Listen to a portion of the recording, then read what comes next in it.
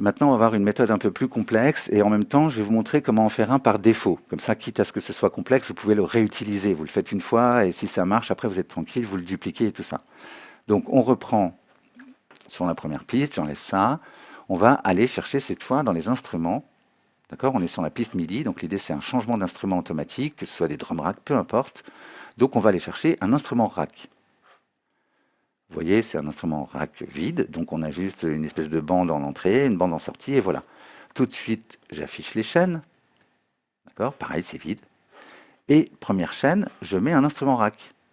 D'accord? Donc si maintenant je veux que mon premier morceau joue cet instrument-là, bah, c'est cette chaîne-là, donc c'est ici qu'il faudra que je mette l'instrument.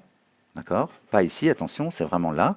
Et du coup, ça va se mettre dans cette chaîne que je pourrais renommer 1. D'accord? Et je continue. Instrument rack, je vous en fais 2, 3. C'est pareil pour la même raison. Je pense qu'au bout d'un moment, vous avez compris. Instrument rack, renommé 3. Et là, il va falloir me croire sur parole. Regardez, alors ce qui se passe, c'est que si effectivement je mets donc des instruments, toujours pareil, je vais aller chercher des basses. Dans mon instrument rack 1, je mets cette basse. Ah non, je l'ai remplacée. Voilà, j'ai fait l'erreur qu'il ne faut pas faire. Voilà mon instrument rack. J'affiche, c'est ici que je vais déposer les choses. Je n'ai pas besoin des macros. Donc je dépose bien ma basse ici. J'affiche le 2, je dépose bien l'instrument ici. D'accord, au bon endroit. Faites attention, ne remplacez pas ce que vous avez fait, parce que l'idée, c'est que là, je vais peut-être rajouter des effets aussi. Et peut-être que c'est des choses, alors, pareil, je vais prendre, peu importe le premier effet qui vient. Donc faites attention, mettez-le pas ici, l'effet, ni là, mais bien à l'intérieur du rack qui est au milieu, si vous voulez. Hein. D'accord? Donc là, j'ai un instrument, un effet. Et l'idée, c'est que dans Live, quand on éteint le rack, ça éteint tout.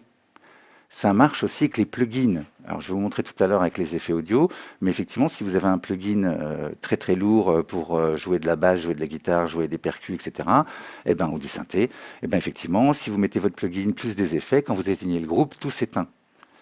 Je vous montrerai tout à l'heure. Il faut des fois relancer le set pour que ça marche, mais en vrai, ça marche toujours. Je me suis fait un peu peur cet après-midi, mais ça marche toujours. Donc maintenant, vous voyez qu'on a deux choses à faire. On ne va pas faire une double assignation, ça va être plus long. On va faire quelque chose de plus rapide qui va nous permettre effectivement de rajouter des instruments. Je pourrais assigner chaque chose, enfin plutôt faire une enveloppe pour chaque élément, hein, où j'éteins en même temps ça, et en même temps je bouge le sélectionneur de chaîne. D'ailleurs, je ne les ai pas répartis. Voilà. Et le troisième en 3, toujours pour la même raison, je reste le 0, je garde le 0 pour que ce soit vide. Donc là, ce qu'on va faire, c'est qu'on va utiliser les macros. Les macros vont nous permettre effectivement de manipuler, enfin de gérer deux éléments en même temps. En même temps, le fait que celui-ci bouge et le fait que ça allume et éteigne le groupe. Donc l'idée, c'est qu'on fait des groupes vides. Hein. Là, je vous ai montré, j'ai mis des effets, mais nous, on est en train de faire un preset. Voilà, donc en fait, tout est vide. On mettra après les instruments, les effets qui nous intéressent. Pour l'instant, on fait des choses vides. Ok, j'espère que vous suivez bien. Mettez des questions dans le chat si vous avez besoin. Hein. Donc voilà, je vais afficher les macros. Je vais même aller chercher, pareil, petite astuce, hein, j'ai vraiment eu l'habitude de préparer des sets live. Prenez la macro 16. Maintenant, on en a 16 dans Live 12.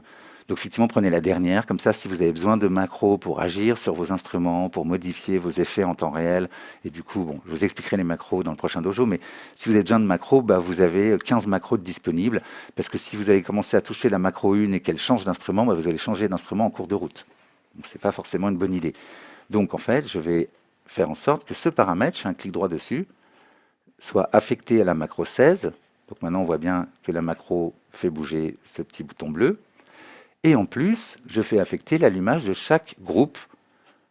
Donc voilà, je vais même cliquer sur Hide, le bouton bleu c'est fait, là le sélectionneur c'est fait. Donc ce groupe, d'ailleurs il y a un instrument dedans, ce groupe, je l'affecte à la même macro qui a pris le nom Chain Selector, mais c'est la 16, hein, si vous regardez bien c'est la 15, et puis juste, voilà, c'est la dernière. Pareil ici. Voilà. Et maintenant, tout ce qu'il me reste à faire, c'est aller dans Map. J'ai cliqué ici sur Map. Ça a ouvert un tableau à gauche qui a mis en l'air toute ma mise en page. Voilà. Et en fait, dans ce tableau, on va trouver effectivement tout ce qu'on a mappé. Donc mes 4 macros, hein, si vous vous souvenez bien, celle-là c'est le chain selector, et puis ça allume le premier, ça allume le deuxième, ça allume le troisième. Vous avez vu que ça reprend les noms que j'ai ici. C'est pour ça que je n'ai pas laissé vide, c'est plus facile à repérer. On pourrait même mettre des couleurs. Et vous allez voir que les couleurs vont être reprises dans le tableau, donc ça c'est très pratique. Je clique sur Map,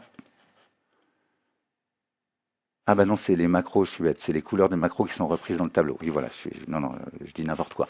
Donc la couleur de macro est reprise. Si vous avez une autre macro qui contrôle autre chose, vous mettez une autre couleur. Ici, les paramètres auront une autre couleur.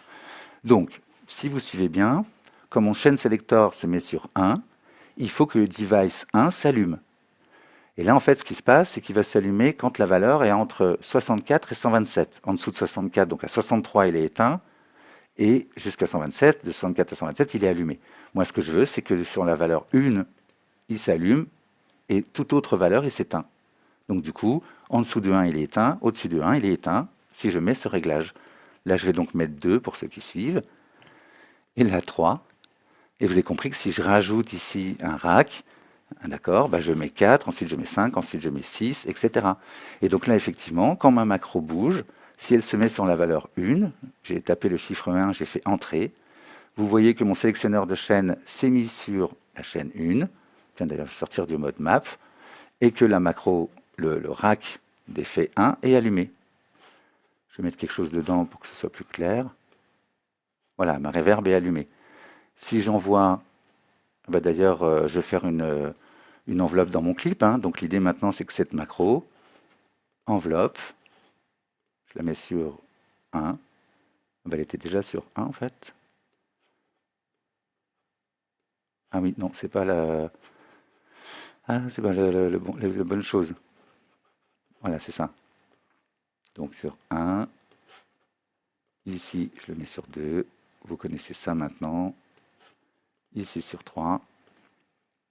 Et du coup, là, ça va sélectionner. Donc, vous avez compris qu'il me faudra les clips plus mon rack hein, pour que ça fonctionne. Donc, je vous recommande pour le coup de sauvegarder la piste. Donc, quand j'envoie le clip 3, ça sélectionne bien le rack numéro 3. Et si je vérifie le 1 est éteint, donc vous voyez que la reverb qui était dans le rack est éteint aussi. Je vais l'enlever parce que c'est ça qu'on est censé faire. Hein, c'est censé être vide. Le 2 est éteint et le 3 est allumé. On le voit parce qu'ici c'est rouge. Hein, d'accord. Donc, ça veut dire que tout ce qui serait dedans s'allumerait aussi.